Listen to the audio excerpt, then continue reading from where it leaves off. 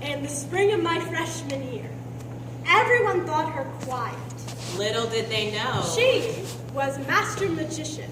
Learned to shrink myself twice. First for the diamond between her thighs, next for the penthouse skin that housed her soul. Maybe it was the other way around, I don't really remember. The trouble is, we get so used to women swallowing themselves that we forget to clap when they turn inside out. And yet, there was something inside her, a big bang of a heart waiting to be known. I met my best friend in the spring of my freshman year, and she had long brown hair that matched her gloriously free and exuberant soul, and she was bold. Oh, she was bold. And she wanted to heal the world with her 2 tiny hands and spitfire soul. She carved out for herself space on the shelf to create her own kind of woman, with an ever-growing voice, following that burning in her belly that sang of everyone needing a chance and a choice. It was Audre Lorde that taught me, sister shackles are also my own. It was MLK that taught shackles, Eric Garner's handcuffs, white beauty standards, recidivism, our heartbreaks to be held softly in cupped hands. Finite mornings, while striving to fill up our pockets with infinite hope. My new favorite superheroes are America's grim fairy tale stars, denying the national effort to twist their spines into ghost stories. They stack up vertebrae like kindergarten blocks and climb to stratospheric heights proclaiming, I am here. Trace breadcrumbs back to gingerbread houses that stink of witches who shrink children into spices that match their skin, and then place novelty shakers on dining room tables to spice up the all-American Norman Rockwell Thanksgiving. In the fall of my sophomore year of college, I learned that white privilege also looks like savior anger and pretty metaphors in place of anti-gravity fear that leaves one spinning out of orbit from a world that doesn't want them. Perhaps I do not know why the caged bird sings because my bars are different from my sister. But I vow to sing back up from the mountaintop and to live a life that does not end in silence, but instead rings out in joyful noise, and joyful not because I aim to make Christmas tree ribbons out of newspaper headlines, but because I humbly trace breadcrumbs of beanstalks and look to the king to move with love. When I was a little girl, I wanted to be white, because white was right. And everyone loved a pretty white girl with long blonde hair and bouncing curls. Think Shirley Temple. The epitome of cute. And I couldn't understand why everyone kept giving me the boot. And so my confusion grew and grew until I became someone I no longer knew. This girl carried the weight of the world on her back, and she cursed God for making her black. She was bitter.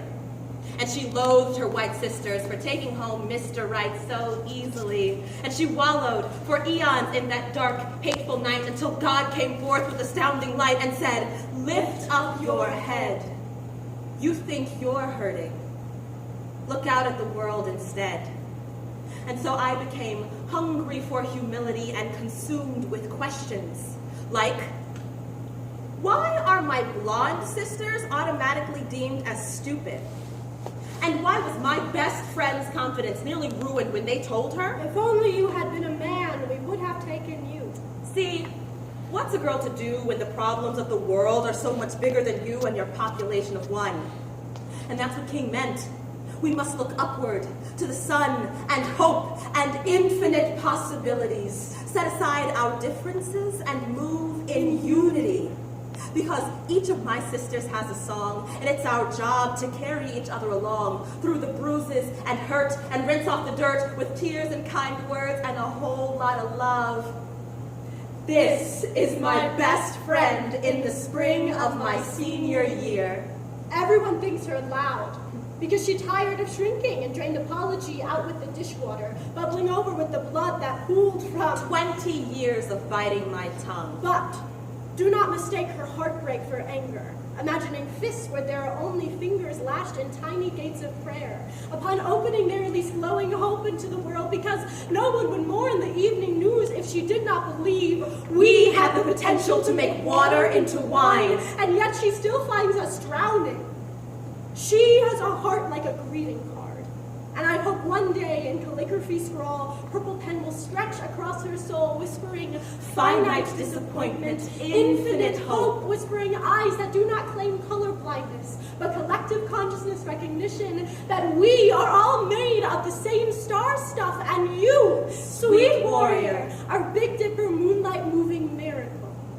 She still has that same long brown hair and a passion for cupping the world in her two small hands and holding it close to her heart of gold. And she loves me fiercely, as any sister of the same sun and soul should. See, I've been told we cannot judge someone by the color of their skin, but by the content of their character. And Dr. King was right, because my best friend is white.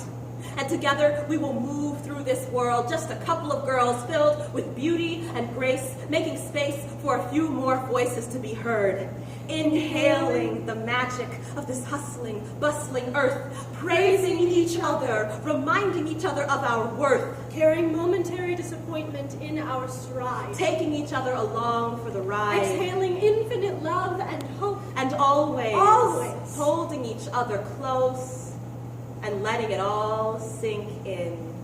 Leaning on each other. Encouraging each other. And loving each other. Because at the end of the day, it's only skin.